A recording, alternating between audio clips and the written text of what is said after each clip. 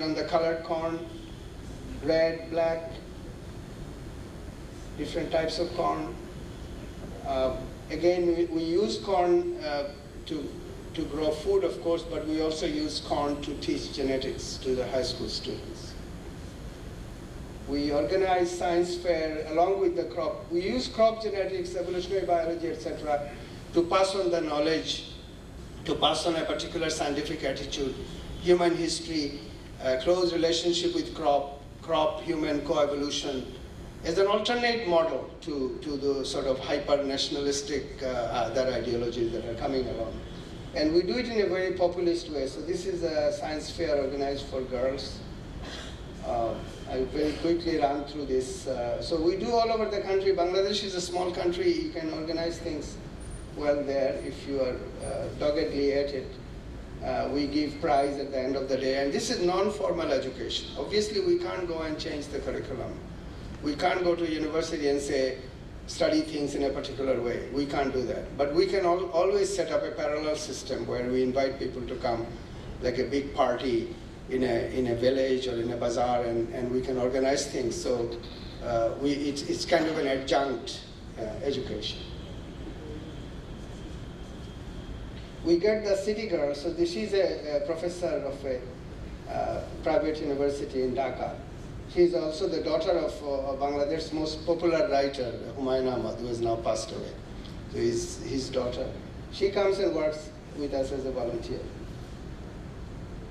So girls we encourage, because normally a lot of, there are restrictions because of Islamic culture and so on, there are a lot of inhibitions. So we try to break that. We try to take a stand against it by not constantly talking about it, but providing alternatives.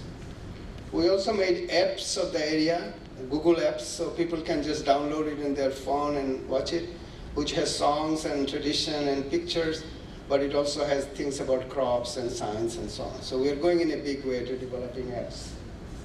We organized English Olympiad, because English is something we need to bring back more strongly in Bangladesh. So we organized, this is an English Olympiad where everyone was invited to come and participate. This is a popular writer. I had a dialogue with him and then put it up on YouTube. We took the textbooks of Bangladesh, compared with the textbooks of Australia, and we have a textbook reform program whereby, again, not changing the textbook of the government, of course, but providing alternative textbooks. So this is a little meeting in my village of all the young people working on the textbook. This is a very old house of my ancestral home. It's been there for maybe 100 years, 250 years or something. I broke it down and turned it into like a little research lab. So this is now our area out of which we work. I built another one here. There's a pond, boat, bigger boat, etc. Another thing for the tap or the phone. And we call this organization Alor Moshal, which is a new NGO, you can call it. And we work under this banner. And that brings me here. This is a picture I took the other day here, where all the names of the luminaries are written here. I took a lot of inspiration. A lot of people in my area whose grandfathers had studied here, they contacted me when they knew that I was coming here. So you have a lot of well-wishers or their grandchildren in Bangladesh and now all over the world, in fact. And Presidency University can reach out to them. They're going to send you money and so on if you want. But they have great memory of their grandfathers, because a lot of people from that part of the eastern, what was then Eastern India, came and studied there, and they have, because of 47, that link has been broken. But Abu Said Chaudhury's name I saw there. He became our president, so his name is prominently there. But there are many other people. There was a man called Abdul Latif, who was given the title of Nawab by the British. His progenies contacted me and said he was a great supporter and well-wisher of Presidency University. One of my cousins, Matiur Rahman Chaudhury, became chief conservator of forest. He studied here.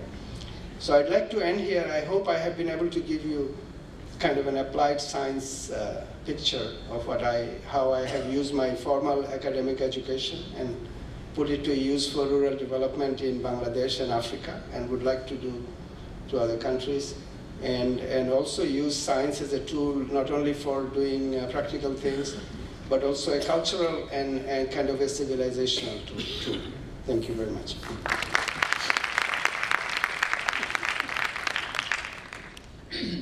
Our esteemed chair had to step out because of an urgent business, so I took over. Thank you very much, Abed.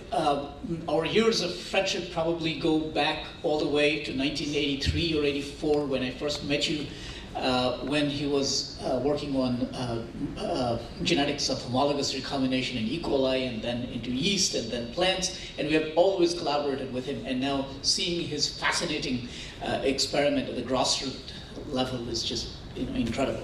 So let's have a few questions. Maybe time for just 2 questions, and keep the questions per person to 1, please. No, so it was a very interesting talk. Just a curiosity, so the colored rice varieties that you're showing, they are developed based on conventional breeding techniques, or some things are transgenic? No. We don't do any. I mean, as a researcher, I have developed a lot of tools for transgenic research, for research work. But we don't do any transgenic or GMO on the ground.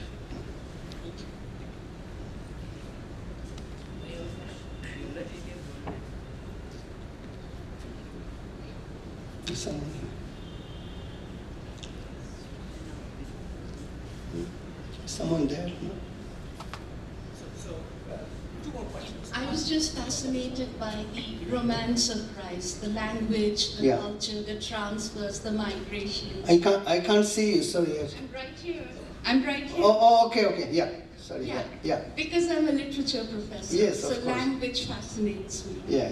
And the sound of the words, and that, something that we need, food and language, and the romance of food and language and their relationship, I just blew my mind. Yeah. And the work that you're doing, because honestly, all our pedagogy and fine learning should come down to what we can do for the community or society. Otherwise, it's really very barren and still. Thank you so much. Thank you.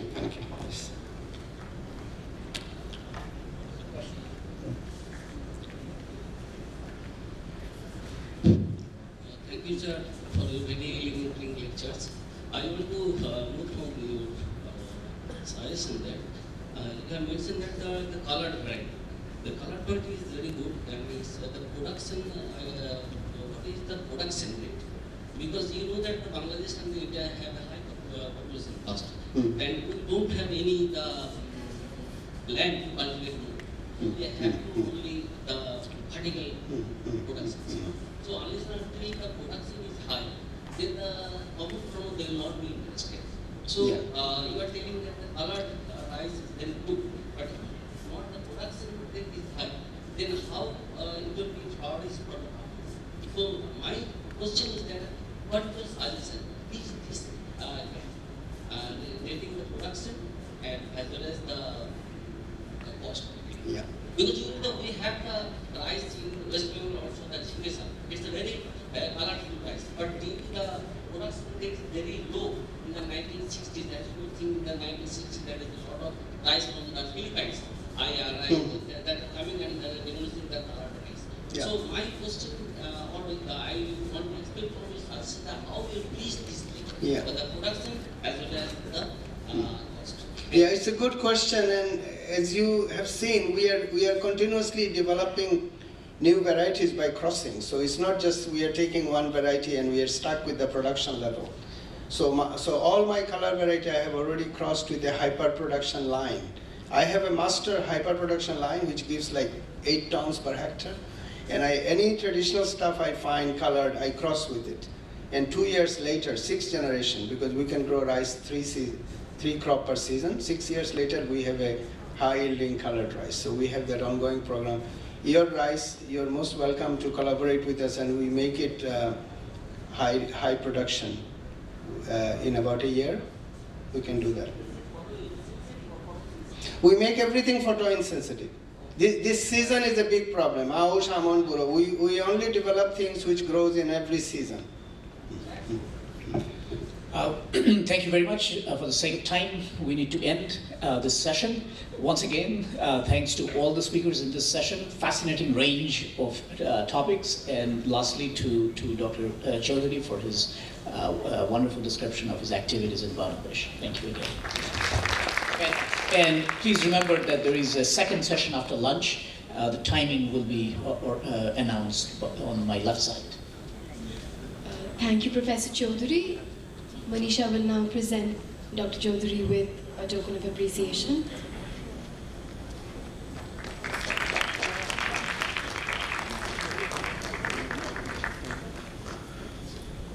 We will be breaking for a short while now. We request everyone to be back at Delosio at 2:15 when we start the next session. We request everyone to be back here at 2:15. We will start the next session.